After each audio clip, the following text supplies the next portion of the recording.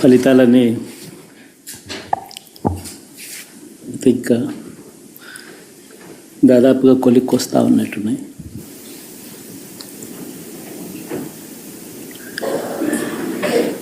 చూసిన ఫలితాలు, జరిగిన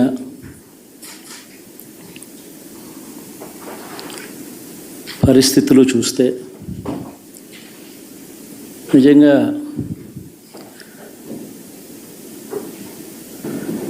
ఆశ్చర్యంగా కూడా ఉన్నాయి.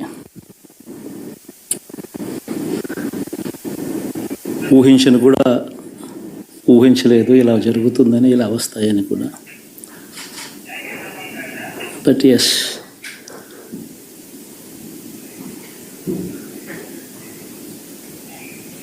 అమ్మఒడి అందుకున్న 53 లక్షల మంది తల్లులకు మంచి చేసినాం, పిల్లలు బాగుండాలి, వాళ్ళ చదువులు బాగుండాలని తాపత్రయపడుతూ అడుగులు వేసాం. మరి అక్క చెల్లెమ్మల ఓట్లు ఏమయ్యాయో తెలీదు. 66 లక్షల మంది అవ్వాతాతలకు, వితంతులకు, వికలాంగులకు గతంలో ఎప్పుడు జరగని విధంగా మంచి చేసి వారి కష్టాల్లో తోడుగా ఉంటూ, వారి కష్టాన్ని అర్థం చేసుకుంటూ, వారి ఇంటికే పంపించే వ్యవస్థను సైతం తీసుకొస్తూ, గతంలో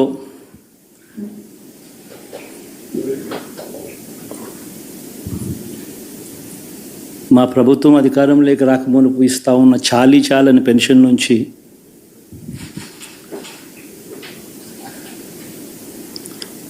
ఎంతో మంచి చేస్తూ అడుగులు వేసినా కూడా ఆ అవ్వాతాతలు చూపిన ఆప్యాయత ఏమైందో కూడా తెలియడం లేదు. దాదాపుగా 1,05,00,000 మందికి పొదుపు సంఘాల అక్క చెల్లెమ్మలకు మంచి జరిగిస్తూ, వారి కష్టాలనే మా కష్టాలుగా భావిస్తూ, ఇచ్చిన ఏ మాట తప్పకుండా అన్ని రకాలుగా వాళ్ళకు అండగా ఉంటూ,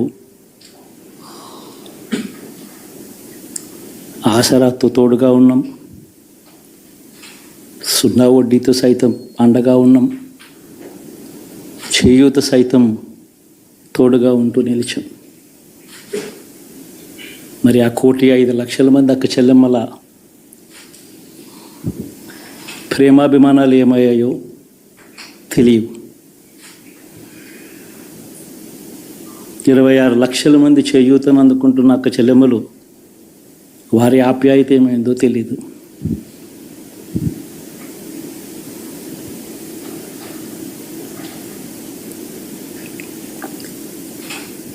పిల్లల చదువుల కోసం ఏ తల్లి ఏ తండ్రి ఇబ్బంది పడకూడదు అని మొట్టమొదటిసారిగా పూర్తి ఫీజులు ఇస్తూ తీసుకొచ్చి అందగా నిలిచాం. చదువుల్లో ఎప్పుడూ చూడని మార్పులు తీసుకొచ్చాం. దాదాపుగా 12 లక్షల మందికి సంవత్సరానికి మంచి జరిగిస్తూ, ఆ పిల్లలు, ఆ తల్లుల అభిమానం ఏమైందో కూడా తెలియదు.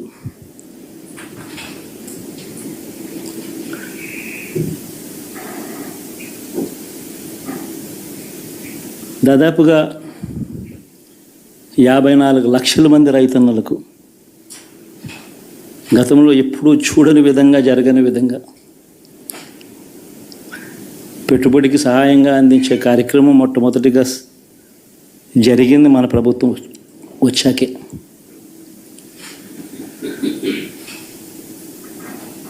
మరి అంతగా రైతన్నలకు తోడుగా ఉంటూ,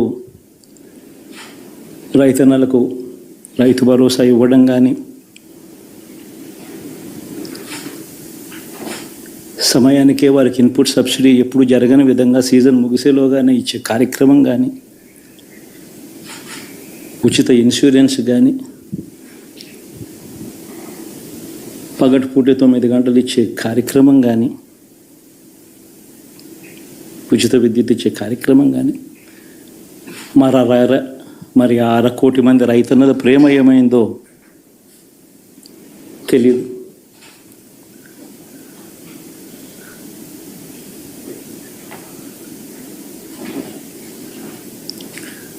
మరి ఇన్ని కోట్ల మందికి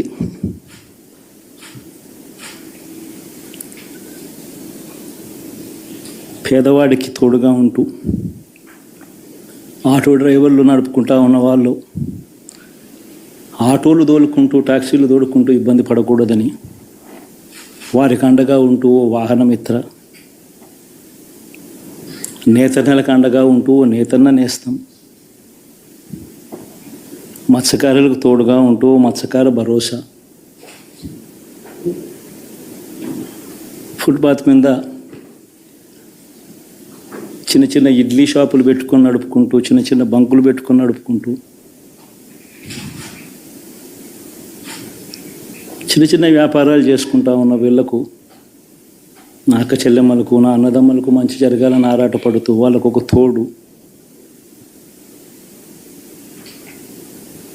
నా రజకులకు, నా నాయి బ్రాహ్మణులకు, నా టైలర్లకు అని అండగా ఉంటూ వారికి ఒక చేదోడు. మరి ఇన్ని లక్షల మందికి ఇంత మంచి చేసి, ఇన్ని కోట్ల మందికి, లక్షలు కూడా కాదు, కోట్ల మందికి మంచి జరిగించి, ఎప్పుడు జరగని విధంగా మేనిఫెస్టో అంటే ఒక చెత్తబుట్టలో పడేసే డాక్యుమెంట్ కాదు. ఒక మేనిఫెస్టో అంటే ఒక బైబిల్ అని, ఒక ఖురాన్ అని, ఒక భగవద్గీత అని మొట్టమొదటి రోజు నుంచి కూడా భావిస్తూ ఏకంగా 99% వాగ్దానాలు అమలు చేసి,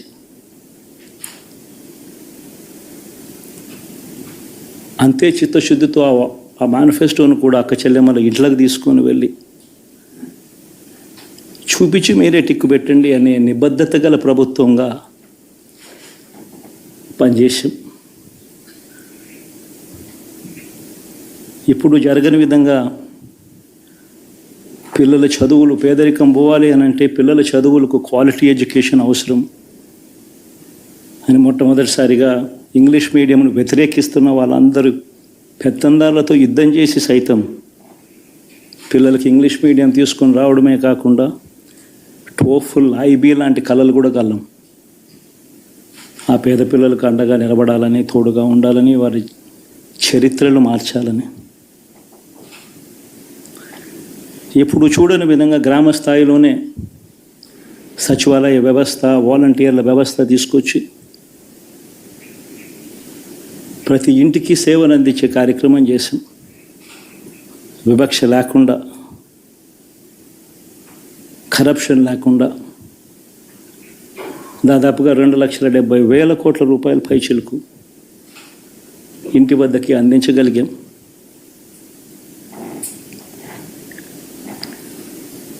ఇప్పుడు చూడని మార్పులు తీసుకురావడమే కాకుండా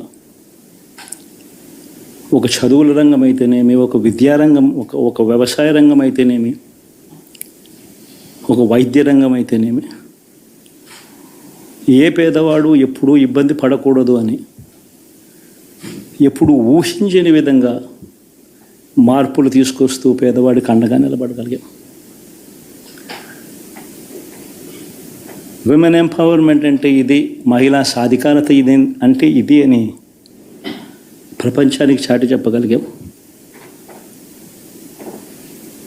సోషల్ జస్టిస్ అంటే, సామాజిక న్యాయం అంటే ఇది అని ప్రపంచానికి చూపించగలిగాం. మరి ఇన్ని గొప్ప మార్పులు చేసిన తర్వాత, ఇన్ని కోట్ల మందికి మంచి జరిగిన తర్వాత మరి అభిమానం ఏమైందో, నా ఆప్యాయత ఏమైందో తెలీదు.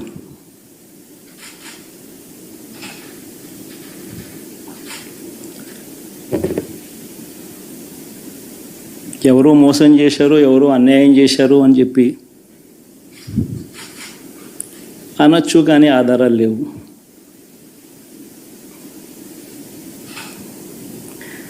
ఏం జరిగిందో దేవుడికి తెలుసు.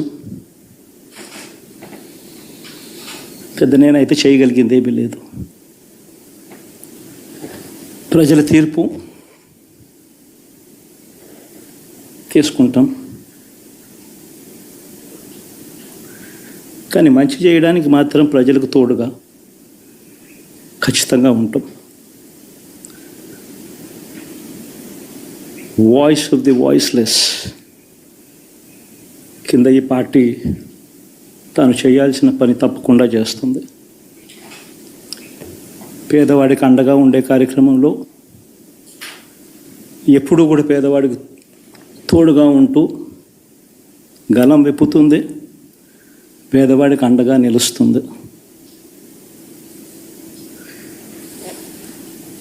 పెద్ద పెద్ద వాళ్ళ కూటమి ఇది, ఢిల్లీలో సైతం శాసించే పరిస్థితుల్లో ఉన్న కూటమి ఇది. ఆ కూటమిలో ఉన్న బీజేపీకి, ఆ కూటమిలో ఉన్న చంద్రబాబు గారికి, ఆ కూటమిలో ఉన్న పవన్ కళ్యాణ్ గారికి అందరికీ కూడా వాళ్ళ గొప్ప విజయానికి అభినందనలు.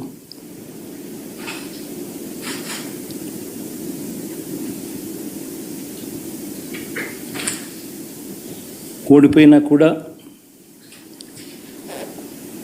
నా ప్రతి కష్టంలో కూడా తోడుగా అండగా నిలబడిన నా ప్రతి నాయకుడికి, ప్రతి కార్యకర్తకు, ప్రతి వాలంటీర్కు, ప్రతి ఇంట్లో నుంచి వచ్చిన ప్రతి స్టార్ క్యాంపెయినర్గా నాకు తోడుగా నిలబడిన నా అక్క చెల్లెమ్మలకు, అన్నదమ్ములకు, మీ అందరికీ మనస్ఫూర్తిగా మీ అందరికీ కూడా కృతజ్ఞతలు తెలియజేస్తా ఉన్నాను.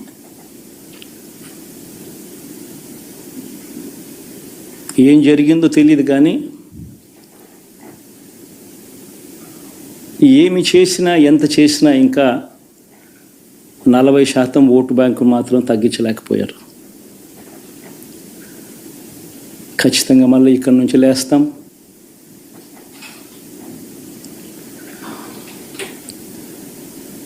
మళ్ళీ ఇక్కడి నుంచి గుండె ధైర్యంతో నిలబడి మళ్ళీ లేస్తాం. ప్రతిపక్షంలో ఉండడం కొత్త కాదు, పోరాటాలు చేయడం అంతకన్నా కొత్త కాదు. నా రాజకీయ జీవితం అంతా కూడా ప్రతిపక్షంలోనే గడిపా, ఈ 5 సంవత్సరాలు తప్ప. పోరాటాలే చేశా, రాజకీయ జీవితంలో ఎవడు చూడని కష్టాలు కూడా అనుభవించా.